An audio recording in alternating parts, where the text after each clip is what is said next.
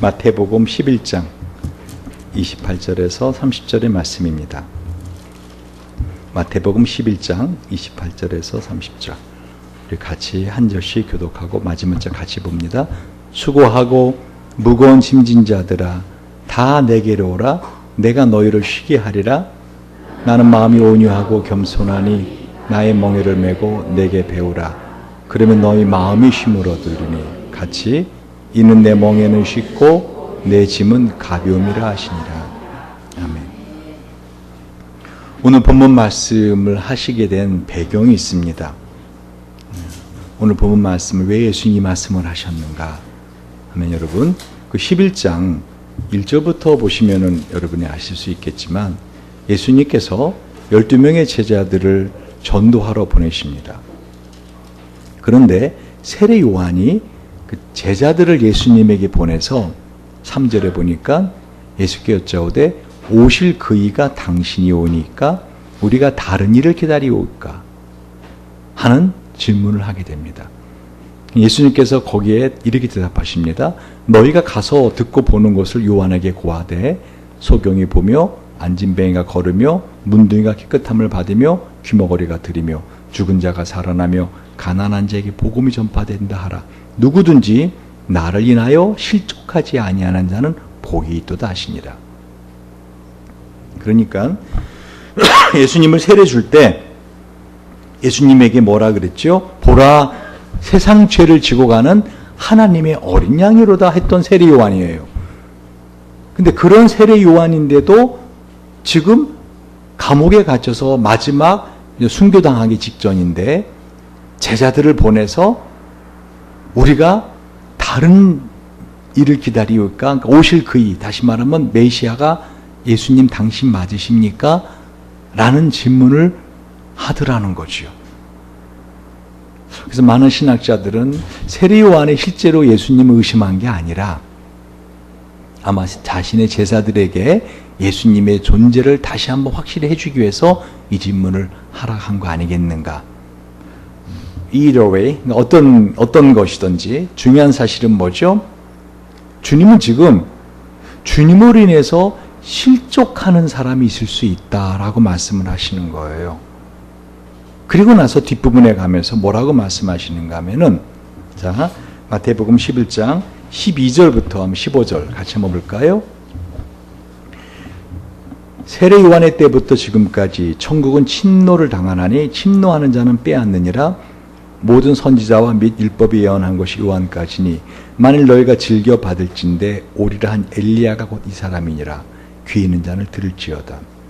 그러니까 세례 요한이 와서 왜 낙타 털옷을 입고 왜 그 석청과 메뚜기를 먹었는가 하면은 세례 요한은 털이 많지 않았던 사람 같아요. 근데 엘리야는 털이 많은 사람이었거든요. 그러니까 엘리야인 것을 표현하기 위해서 낙타 털옷을 입었고 어떻게 해요? 메뚜기와 석청은 한마디로 종말론 시대에 먹을 거예요. 언제 메뚜기와 석청을 먹어요? 언제 들에 있는 걸 그런 걸 갖다 걷어 먹어요? 농사 지을 수 없을 때. 다시 말하면 지금 세례 요한은 자기 자신이 이 종말의 시대에 바로 메시아 앞서 그 길을 예비하러 온 엘리야로서의 삶을 살았던 것입니다. 근데 그런 세례 요한조차도 어떻게 해요? 정말 오실 그이가 당신입니까? 아니 예수님이 세례 받으실 때 그에게 세례를 베풀었던 세례 요한이 자신의 입으로 보라 세상죄를 지고 가는 하나님의 어린 양이로다 했는데 근데 어떻게 이런 한마디로 실족한 마음에 낙심하는 것이 있을 수 있는가? 저는 사실 오늘 본문의 말씀을 보면서 정말 성경은 아주 리얼하게 아주 실제적으로 우리 인생에 대해서 그대로 보여주는구나. 세례 요한의 마지막 순간에 이런 모습까지도 있는 그대로를 다 보여주는구나.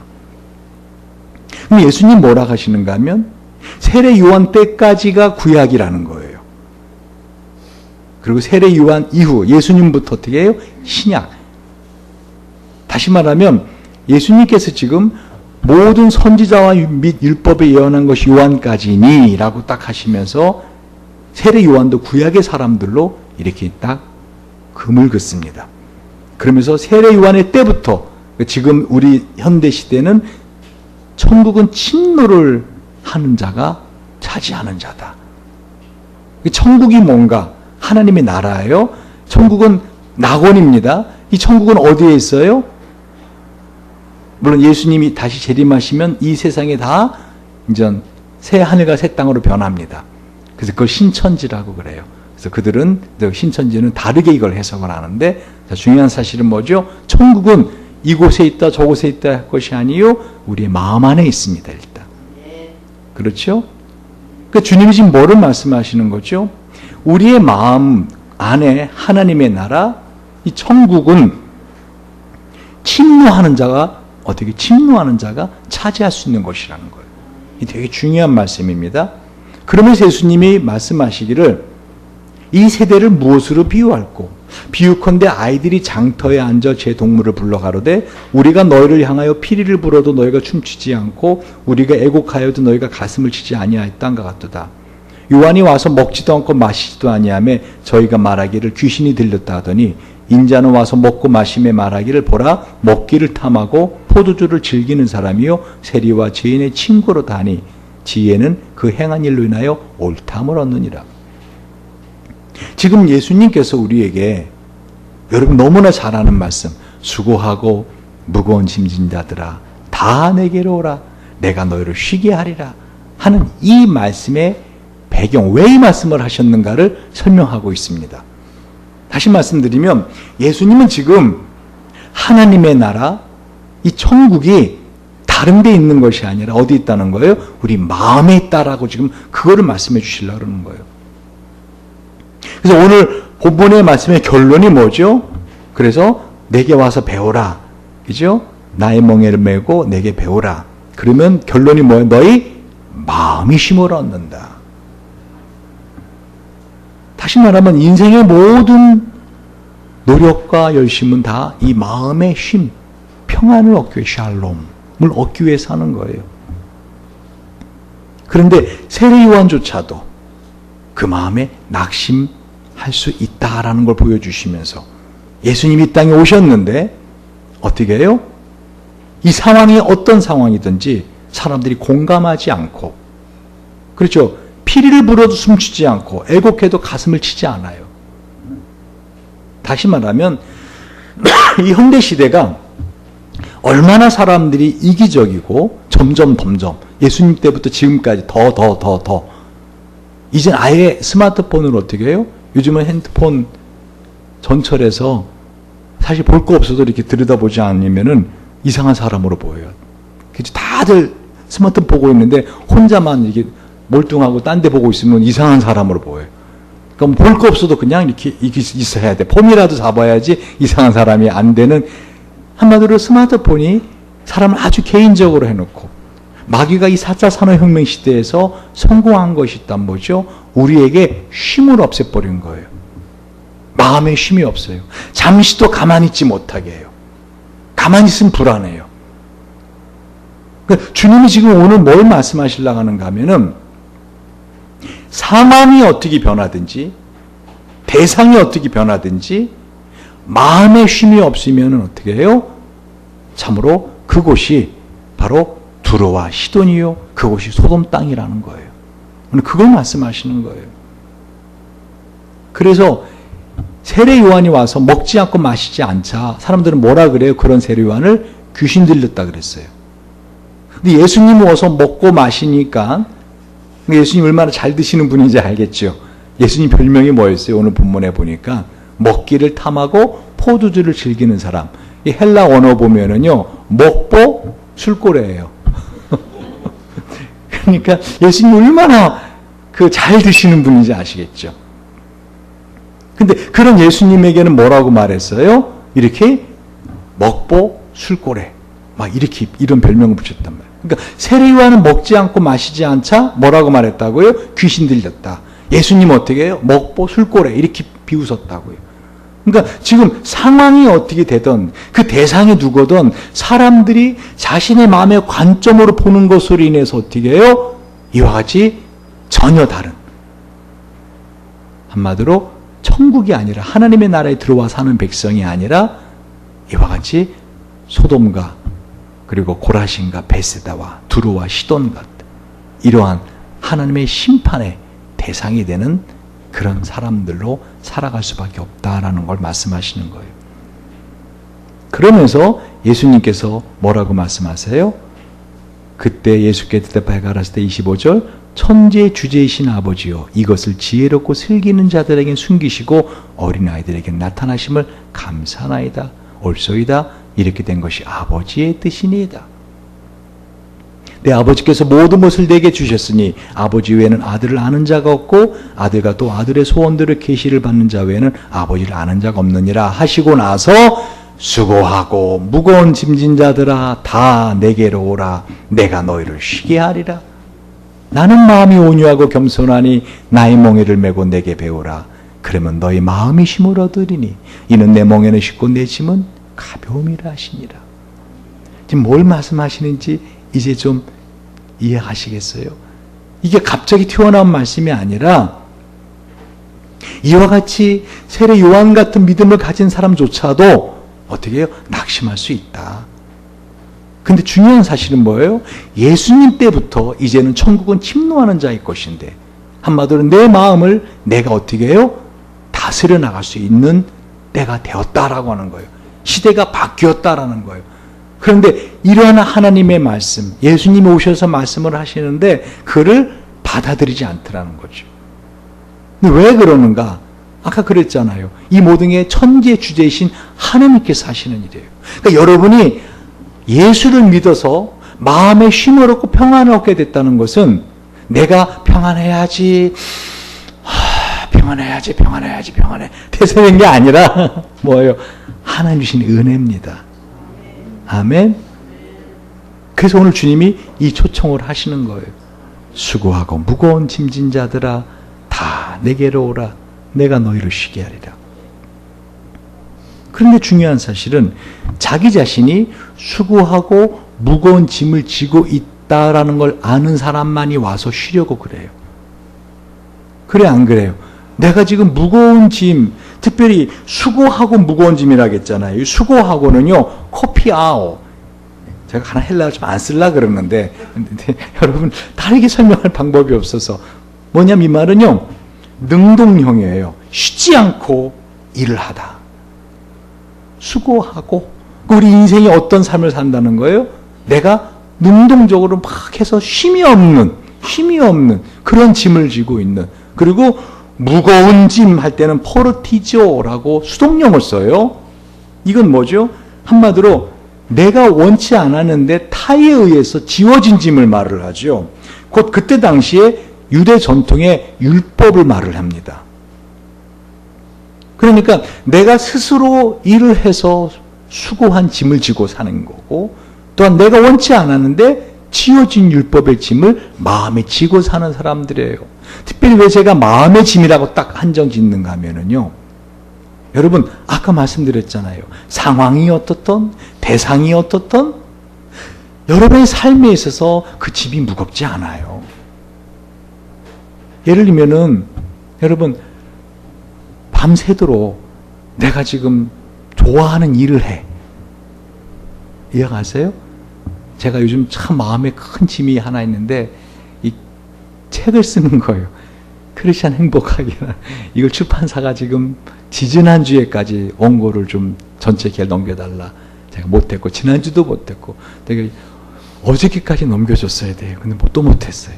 근데 이제는 별명하기도 미안하고 지난번 계약한 계약금 토해내야 되는데 근데 그분은 계약금을 받기 원하는 게 아니라 교수님의 책을 받기 원합니다. 그래서 좋은 글이니까 좀 책을 내야 되겠습니다. 그것도 우리나라에서 제일 큰 출판사 넥서스. 여러분 넥서스 출판사가 토플이나 토익 그런 것부터 시작해서 가장 큰 출판사거든요.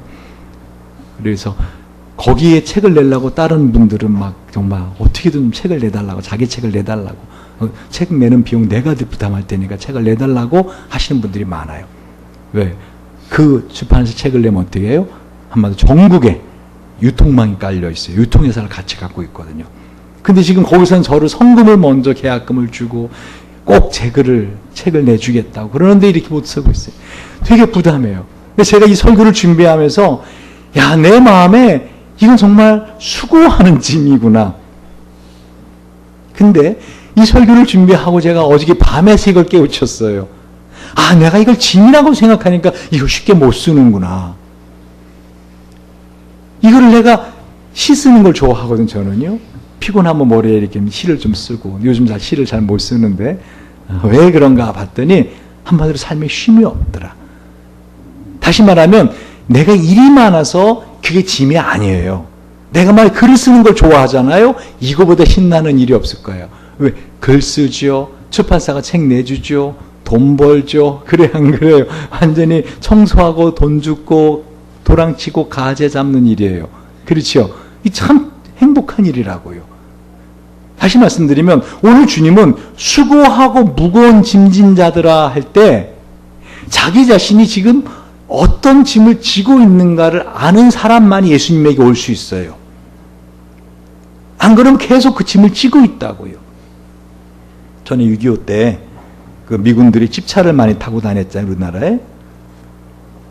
시골에서 한 할머니가 우리 할머니들, 아주머니들 옛날에 짐을 이렇게 머리다 이렇게 또아를 들고 지고 아이고, 저 무거운 거를.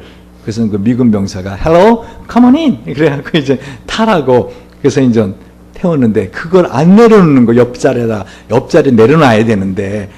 그래서 이제 미군이 이제 흉내로 이거 할머니 짐 여기 내려놓으세요. 그랬더니 할머니가 뭐라고 하는지 아세요? 염치가 있죠. 나 태워준 것도 감사한데 짐까지 내려놓으라고요. 하고는 그냥 지고 있더래. 무슨 말인지 아세요? 따라하세요. 예수 믿는 것은 내 마음에 수고하고 무거운 짐을 내려놓는 것이다. 그게 예수 믿는 거예요. 내 죄를 용서해 주셔서 나 지옥까지 앉게 한 것만 해도 감사한데 어떻게 인생을 살면서 내 이 마음의 짐까지 예수님에게 내려놔요. 꼭 지금 그 할머니 짝이에요. 집차 타서 어떻게 해요? 그 무거운 보따리 이고 가는 형편이라고요. 그래서 차라도 쓰면 목 빕니다. 다시 말씀드립니다. 오늘 주님은 우리에게 뭐라는 거예요? 이 상황하고 관계없이 구약시대에는 자신의 지은 죄를 자신이 어떻게 해요? 죄값을 치러야 되는 그 대가로 재물을 갖다 드리고 소와 양을 갖다 드리는, 그러나 그거로도 온전한 죄값은 치러지지 않았다는 거예요. 근데 이제 예수님이 오셨기 때문에 어떻게 하는 거예요? 우리 인생의 가장 무거운 짐, 뭐죠? 죄의 짐부터, 그리고 인생에 내가 능동적으로 하는 수고하는 짐, 또 내가 수동적으로 갖고 있는 무거운 짐을 다 예수님이 어떻게 하는 거예요? 내려놓으라는 거예요. 할렐루야. 그럼 여러분이 생각할 때는 그럼 내려놓으면 될 거 아니야. 예수 믿고 기도로 다. 왜 안 되죠? 왜 그렇게 했는데도 왜 내 마음에 쉼이 없는 거죠? 이유가 뭔지 아세요? 여러분이 내려놓는 법을 몰라서 그래요.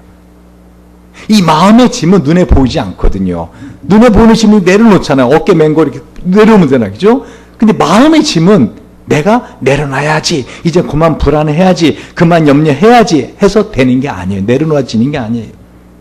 그래서 예수님이 요한복음 8장 32절에 진리를 알지니 진리가 너희를 자유케 할지라 하신 거예요. 자신의 마음에 자유하고 싶다고요. 참 자유. 제가 칼럼에 써드렸죠, 오늘 주보에. 이 참 자유는 뭐예요? 뭐든지 할 수 있는 게 아니라 내가 하고 싶은 걸 안 할 수 있는 자유라고요. 다시 말하면 나 그만 염려하고 싶은데, 나 그만 불안해하고 싶은데 왜 이렇게 자꾸 염려가 되고 왜 이렇게 불안할까? 그건 진리를 몰라서 그런 거예요. 나 예수 아는데, 진리 아는데, 예수님 나를 위해 십자가 죽으시고 뭐 줄줄줄 다 알아요. 근데 그 안다는 게 뭐라 그랬어요? 머리로 안다는 게 아니라 그랬잖아요. 체득해서 알아가야 되는 거죠. 중요한 사실은 뭐죠? 진리가 너희를 자유케 하리라. 내가 나를 자유케 하는 게 아니에요. 예수님이 나를 자유케 해줘야 돼요. 할렐루야. 다시 말하면 그 마음속에 어둠이 있더라는 거예요. 이 어둠을 내가 아무리 몰아내려고 해도 몰아내지지 않아요. 전에 그런 비유했잖아요. 여기가 깜깜해요. 어둠이 딱 덮쳤어요. 그럼 어떻게 해야 돼요, 여러분? 선풍기를 세게 틀으면 어둠이 바깥으로 나가나요? 여기? 어떻게 해요? 막 몽둥이로 어둠을 막 치면 어둠이 물러나나요? 어떻게 해야 돼요? 불을 켜면 되죠. 빛을 켜면 어둠은 물러나요. 예수님 바로 그걸 말씀하신 거예요. 내 마음속에 어둠이 있는데 그 어둠을 내가 어떻게 좀 몰아내 보려고, 어떻게 좀 이 빛이 좀 있어 보라고. 안 돼요, 안 돼. 빛 대신 예수님이 우리 마음속에 빛이 있으라 하심에 빛이 있는 거예요. 할렐루야. 오늘 주님이 수고하고 무거운 짐진 자들아 다 내게로 오라 내가 너희를 쉬게 하리라. 예수님이 다 오시래요. 다 내게로 오라. 예수님의 이 쉼의 초청에는요 제한이 없어요. 너 마음에 어떤 염려가 있느냐? 어떤 두려움이 있느냐? 어떤 불안함이 있느냐? 상황이 그렇게 된다고 해서 마음의 짐이 없어지거나 또한 생기지 않아요. 중요한 건 주님께서 뭐라고 말씀하시는 거예요? 예수님께로 와야 해결된다는 거예요. 예수님께로 와야 해결된다는 거예요. 진리 대신 예수님께로 와야 진리가 우리를 자유케 해주시고 빛 대신 예수님께로 와야 빛이 우리 마음에 있는 모든 어둠을 몰아내 주실 수 있다라는 것입니다. 제가 시편 23편을 요즘 계속 묵상하고 다닙니다. 특히 이제 히브리 원어로 제가 자꾸만 묵상을 하면서 우리 이 한글 번역에 참 대단한 거를 이 오역을 해놨구나 하는 걸 깨우쳤어요. 뭐냐면 여러분 잘 아는 것처럼 내가 사망의 음침한 골짜기로 다닐지라도 이 부분이에요. 이게 원어에 보면 영어가 잘 해놨어요. 영어에서 NASB, 킹 제임스 버전, 그리고 NIV, 하여간 영어 성경 원어에 가장 가까운 것은 사실은 NASB예요. New American Standard Bible. 그게 원어에 가장 문자적으로 가까워요. 그래서 어쨌든 킹 제임스 버전도 보고 뉴 킹 제임스 버전 보고 NIV 봤는데 다 영어 번역을 잘 해놨어요. 이 히브리 원어에. 근데 우리나라 성경만 내가 사망의 음침한 골짜기로 다닐지라도 이렇게 해놨어요. 원어는 어떤 뜻인가 하면은 Even though I walk through the valley of the shadow of death. 뭐지요? 내가 사망의 음침한 골짜기의 그림자로 다닐지라도.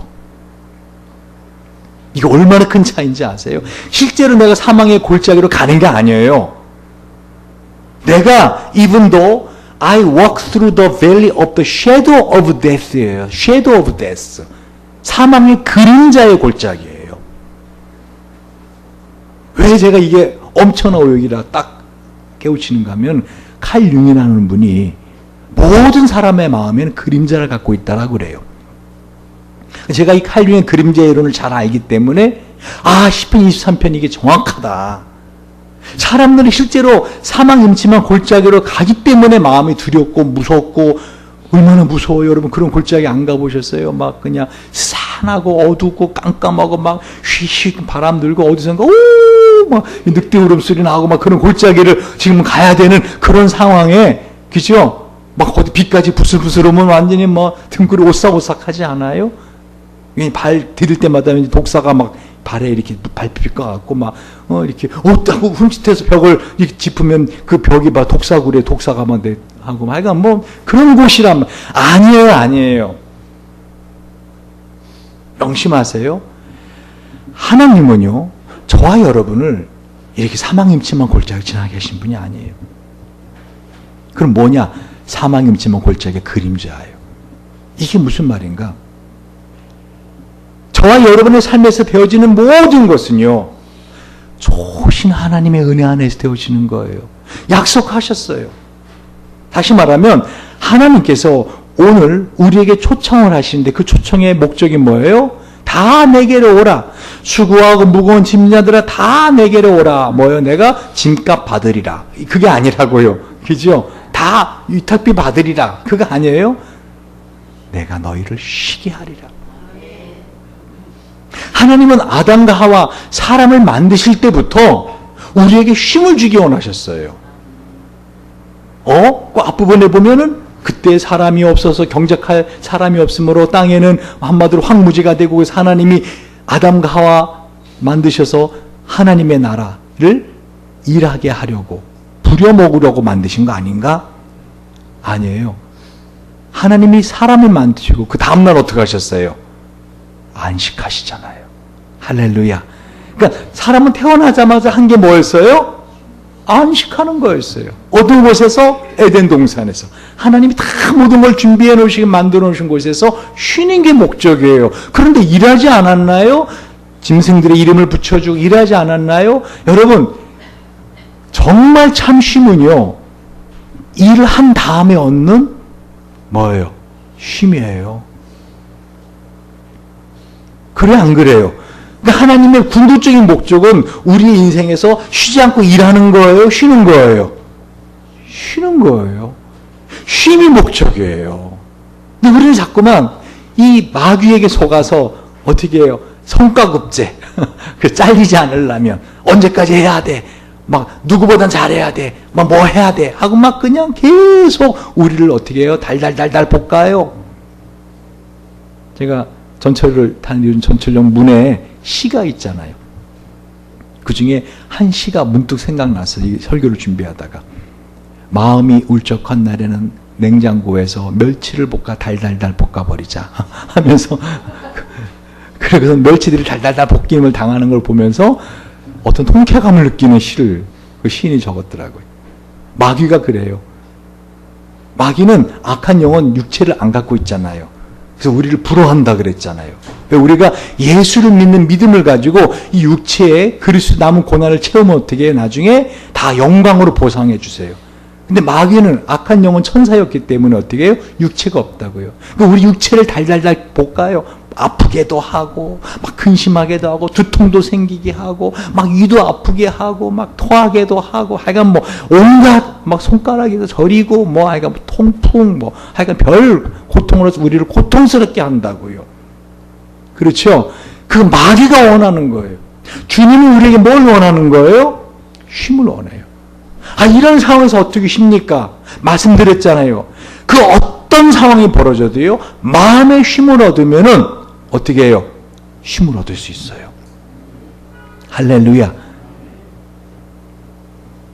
우리가 다니는 모든 곳은 사망의 음침한 골짜기 그림자라는 거예요. 오늘 주님이 그걸 말씀하시는 거예요. 너희가 왜 마음에 그런 수고하고 무거운 짐을 지고 있는지 아느냐? 너희가 마음의 그림자를 갖고 있기 때문이다. 빛인 나에게로 오라. 진리인 나에게로 오라. 내가 너희를 밝게 해주리라. 내가 너희의 마음의 짐을 없애주리라. 내가 너희를 자유케 하리라. 오늘 그거 말씀하시는 거예요. 29절 읽어봅시다. 한번 시작.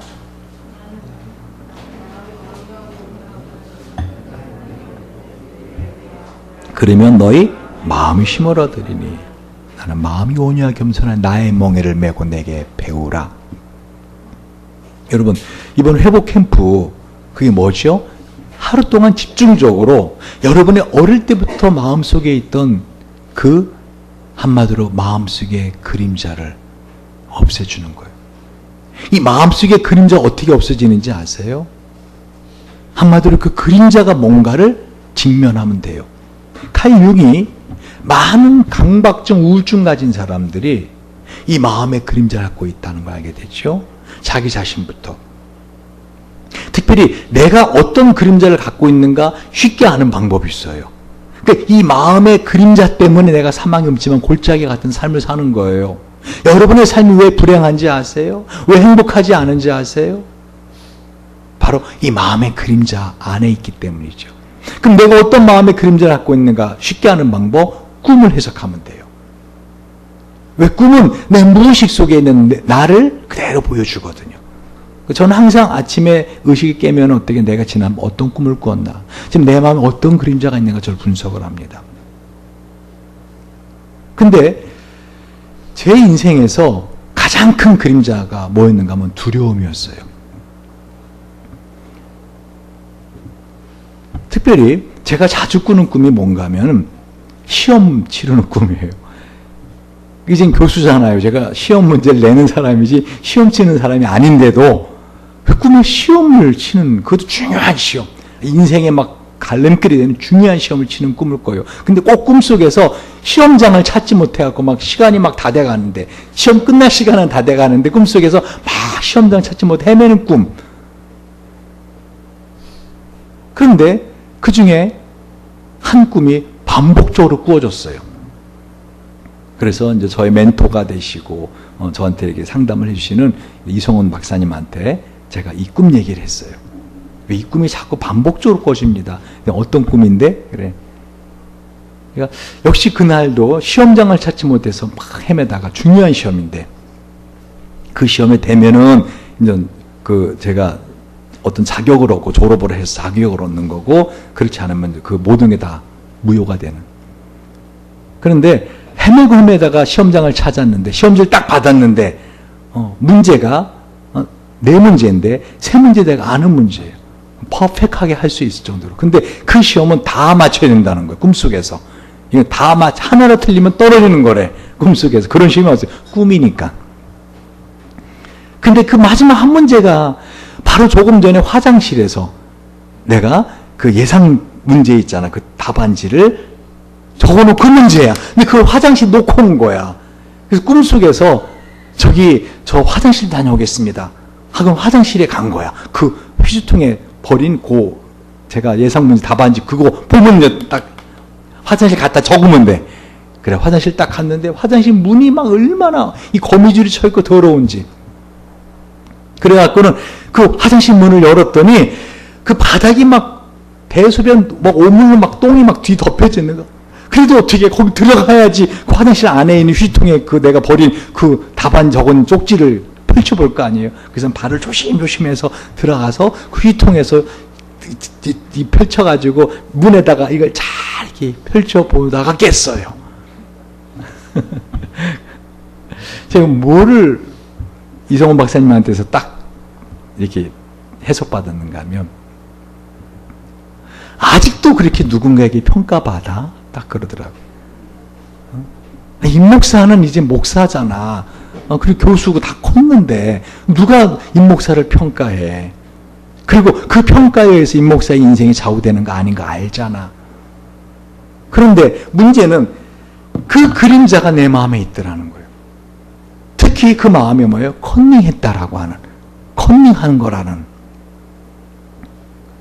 제가 솔직히 합신 그 신학교에서는요, 정직을 최우선으로 해요. 그래서 그 신학교는 서점에 가면 주인이 없어요. 내가 사서 내가 뭐 먹었다 하고 돈 내고, 서점에 책 몇만 원 사잖아요. 거슬러요. 그러면 그 서점에는 이렇게 사과 박스가 상자가 있어요. 돈 거슬러서 이렇게 하고. 정직을 최우선으로 한 신학교예요. 그리고 층마다 작은 저금통이라고 이만한 바구니가 있어요. 그러면 좀 경쟁 여유가 있는 학우는 거기다 돈을 놔주고, 또 내가 돈이 필요하면 거기 돈을 집어가요. 누가 뭐라 하지 않아요. 내가 필요한 만큼 돈을 집어가요. 층마다. 지금도 그런지 모르겠어요. 제가 다닐 때는 그게 우리 합신의 자랑이었어요. 정직. 그러니까 컨닝하는 거 상상도 할 수 없죠. 왜? 장차 목사가 될 사람인데. 그렇죠. 거짓말 한다는 건 그건 상상도 할 수 없는 거예요. 근데 제가 정말 그 시험에 안 되면은 이제 한 학기를 또 다닐 수밖에 없는 그런 시험이 있어서 내가 참 못하는 과목이 하나 있었어요. 구약 과목인데, 그래갖고는 고민하다가 제가 앞에 있는 친구 걸 싹 이렇게 보고, 저거구나 하고서는 내가 답을 썼어요. 그 하나 보고 나니까 그 다음 것도 보고 싶어. 그래서 감독도 없어요. 합시는 시험 감독 아무도 없어요. 내가 볼람 보는 거야. 싹 보고 적었어. 그런데 그리고 냈어요. 이 양심이 막 진짜 막 너무 괴로운 거예요.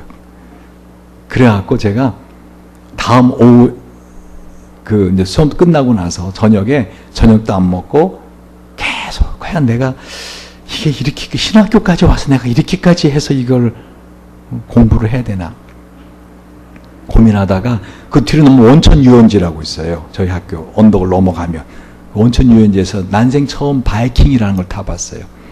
그때 전도세 되게 가난했거든요.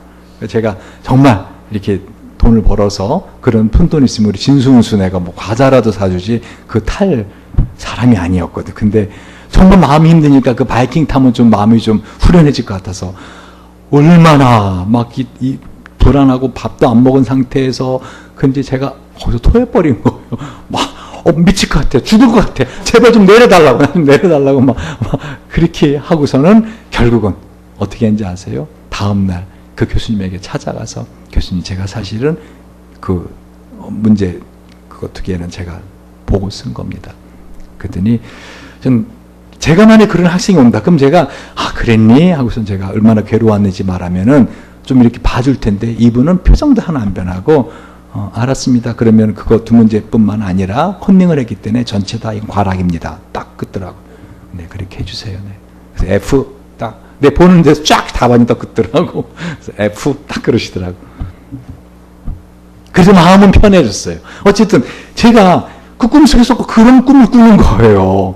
그 죄책감과 막 갈등과 막 두려움과 불안함과 그런데 그때 이성훈 박사님이 저한테 하신 말씀 그 똥이 있고 더러운 거미줄이 있는 그 화장실 임원만 목사 뒤에서 그 답안지를 문에다 펼쳐보고 있는 그 임원만 목사 뒤에서 그런 임원만 목사를 안타깝게 보는 예수님이 계셨던 걸 왜 몰라?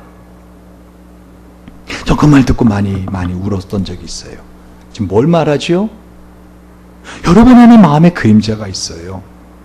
여러분이 볼 때는 제가 담대해 보이고 불안한 거 없고 두려운 거 없는 사람 같아도 저도 두려운 게 있고 저도 뭔가 평가받는 거에 대한 불안함이 있더라는 거죠. 그 무엇보다도 돈에 대한 두려움이 우리 인간의 대표적인 두려움이라는 거예요. 그래서 주님 마태복음 6장 24절 32절에 뭐라고 말씀하고 있어요? 한 사람이 두 주인을 섬기지 못할 것이니 혹 이를 미워하고 저를 사랑하거나 혹 이를 중히 여기고 저를 경히 여김이라. 너희가 하나님과 재물을 겸하여 섬기지 못하느니라. 그러므로 내가 너희에게 이르노니 목숨을 위하여 무엇을 먹을까 무엇을 마실까 몸을 위하여 무엇을 입을까 염려하지 말라. 목숨이 음식보다 중하지 아니하며 몸이 의복보다 중하지 아니하냐. 공중의 새를 보라. 심지도 않고 거두지도 않고 창고에 모아들이지도 아니하되 너희 하늘 아버지께서 기르시나니 너는 이것도보다 귀하지 아니하냐. 명심하세요. 여러분의 마음에 두려움과 염려가 불안함이 있다는 것은 그것은 하나님에 대한 불신입니다. 그러니까 내가 하나님을 믿는다고 하면서도 그런 염려가 있잖아요. 불안함이 있잖아요. 두려움이 있잖아요. 불신이에요. 오늘 주님이 그걸 말씀하시는 거잖아요. 왜요? 너희가 두려워하는 거, 불안해하는 거 사실은 돈 아니냐? 정확히 말씀하시잖아요. 그래요? 안 그래요? 돈 아니냐? 그런데 그 돈은 세상 사람들이 염려하는 것이다. 오늘 주님이 그 마태복음 6장에 결론적으로 뭐라고 하는지 아십니까? 그러므로 염려하여 이르기를 무엇을 먹을까 무엇을 마실까 무엇을 입을까 하지 말라. 이는 다 이방인들이 구하는 것이라. 너희 하늘 아버지께서 이 모든 것이 너에게 있어야 할 줄을 아시느니라. 여러분 뭐만 있으면 이 모든 걸 다 해결돼요. 먹고 마시고 입는 거 다 해결돼요. 돈? 그래 안 그래요? 그 주님은 그걸 말씀하시는 거예요. 우리가 비록 구체적으로 꼭 내가 돈에 대한 염려 아니에요 하나님. 나 꼭 돈에 대한 염려 아니에요. 내 사실은 공부에 대한 염려고요. 또는 내 명예에 대한 염려고요. 내 관계에 대한 염려고요. 하고 염려의 종류를 다양하게 말을 해요. 그런데 주님은 그 핵심은 뭐라는 결국은 돈이라는 거예요. 지금 주님이 그 모든 것은 다 이방인들이 구하는 것이라. 다시 말하면 우리 마음의 그런 불안함과 두려움과 버림받음과 굶주림과 열등감과 심지어 그 모든 것이 응축된 분노라는 감정, 그것은 다 뭐라는 거예요? 마음의 그림자라는 거예요. 마음의 사망이 음침한 그림자라는 거예요. 그런 마음에 짐을 지고 있는 자들아, 수고하고 무거운 짐진 자들아, 다 내게로 오라. 내가 너희를 쉬게 하리라. 할렐루야. 그래서 제가 여러분을 이번 회복 캠프에 다 참여하라 초청하는 거예요. 전에 제가 송월장로교회 전도사로 있을 때 몇 년 전입니까? 그러니까 엄청나게 오래전 이야기예요. 20몇 년 전이에요. 있을 때 그 개인 택시 하시는 분, 그 가족이 다 저희 집에 온 적이 있어요. 그때 그 굴비인가 한 꾸러미를 가지고 다 저희 집에 온 적이 있어요. 전사님, 저희 가정을 정말 살려주셨습니다 하고 그렇게 저희 가정에 감사를 표현하러 오신 분이 있어요. 그래서 그분 아들이 그 다음부터 저희 왕팬이 돼가지고 군대 가기 전까지 하여간 제가 그 교회 떠나서도 계속 저를 이렇게 멘토 삼아 하던, 요즘은 연락이 이제 잘 안 되는데 제가 유학 갔다 와서 이제 한 번 만나봤나 그렇게 하고는. 왜 그런가 하면 그 개인 택시 하시는 집사님이 분노 조절 장애가 있었던 거예요. 화가 나면 한마디로 누구를 패든지 물건을 부수든지 하여간 당신 말대로 피를 봐야 멈춘대. 그렇게 막 엄청난 분인데 금요일 날 제 설교를 듣고 이 분노에 대한 설교를 듣고 어떻게 했다고요? 뭔가 속에서 마음이 훅 빠지는 것 같으더래. 주여 하는데 뭔가 속에서 뭐가 훅 빠지는 것 같아. 입에서 뭐가 훅 빠져나오는 느낌. 그리고 나서부터 신기하게 화가 나긴 나는데 예전처럼 화가 안 나는데, 옛날에 화가 한 번 나면 자기가 감당을 못했대. 이러면 안 되는데 하는데도 막 화가 막 나왔는데 훨씬 자기가 감당이 되고, 그걸 보고 변한 아버지를 보고 교회 안 다니던 아들이 군대 갔다 와서 어떻게 해요? 어떻게 아버지가 이렇게 변하느냐? 어떻게 우리 아버지가 이렇게 변할 수가 있느냐? 그리고 그때부터 그 아들이 제 왕팬이 됐다고요. 그리고 그 가족이 다 와서 저한테 감사를 표현한 적이 있어요. 뭐를 말하죠? 여러분, 참선을 하는 사람들이 있어요. 요즘 동네 거리에 보면 어떻게 마음 수련장 막 이런 게 있어요. 그죠? 그건 뭐 같은지 알아요? 한마디로 이 마음에 그 온갖 그런 불안, 염려, 두려움, 열등감, 분노 이런 걸 어떻게 해요? 하고 이제 이렇게 가라앉히는 거예요. 제가 전에 말했죠? 그 동국대학교 불교학과 나오고 주지스님 하던 친구, 내 고등학교 친구. 내가 그 친구한테 로마서를 가지고 복음을 열심히 전했는데 결론적으로 제가 뭐라 했는가 하면, 야, 내가 그 친구한테 섭이라 불래. 섭아, 너 네가 아무리 참선하고 목탁 두들기고 그 부처 앞에 가서 뭐 500배 1000배 하는 거 다 이 음식물 쓰레기 설거지통에 찌꺼기를 가라앉히는 것과 같아. 그러다 툭 치면 다시 올라오잖아. 네 마음 네가 어떻게 할 수가 없잖아.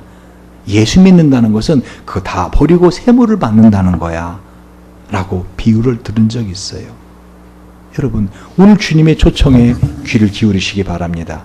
말씀을 정리합니다. 오늘 주님 뭐라고 하셨어요? 수고하고 무거운 짐진 자들아, 수고하고 능동적으로 내가 뭔가를 해야 된다. 무거운 수동적으로 어떻게 해요? 누가 지워지지도 않은 짐을, 온갖 미래에 대한 염려, 불안함, 그죠? 율법적인 것부터 시작해서 그거를 다 지고 있는 짐진 자들아, 다 내게로 오라. 주님께 초청하시는 초청의 대상은 누구예요? 누구나라는 거예요. 근데 이 수고하고 무거운 짐은 어디 있다는 거예요? 마음에 있다는 거예요. 내가 너희를 쉬게 하리라. 나는 마음이 온유하고 겸손하니 나의 멍에를 메고 내게 배우라. 그러면 너희 마음이 쉼을 얻으리니 이는 내 멍에는 쉽고 내 짐은 가벼움이라. 여러분, 정말 이번 회복 캠프 때 이미 하셨던 분들도 다시 한번 정말 하루 동안에, 왜 여러분이 일을 해요? 왜 여러분이 친구를 만나요? 왜 여러분이 열심히 하루 동안 수고를 해요? 행복을 얻기 위해서. 그래 안 그래요? 근데 행복을 얻지 못하는 이유가 뭐예요? 마음의 그림자 때문에. 이 마음의 그림자는 내가 어떻게 할 수가 없다고요. 이건 치유를 받아야 돼요. 할렐루야. 이건 빛 대신 주님에게 나와야지만이 그 어둠이 몰아나는 것이고, 진리 대신 주님께서만이 진리가 너희를 자유케 하리라. 그 진리 대신 주님만이 우리를 자유케 해줄 수 있는 거예요. 그러니까 그날, 다 다음 주 토요일이에요. 여러분의 마음에 내가 수술 받는다. 어떤 수술이요? 이 마음에 오래된, 지금까지 살면서 아직도 떼어내지 못한, 왜 자꾸 죄를 짓는가? 그거라도 먹어야지 내가 살 것 같으니까 굶주림이 있는 거예요. 그래서 그러한 모든 거를 치유받는 우리 저와 여러분 되시길 주님의 이름으로 축원드립니다.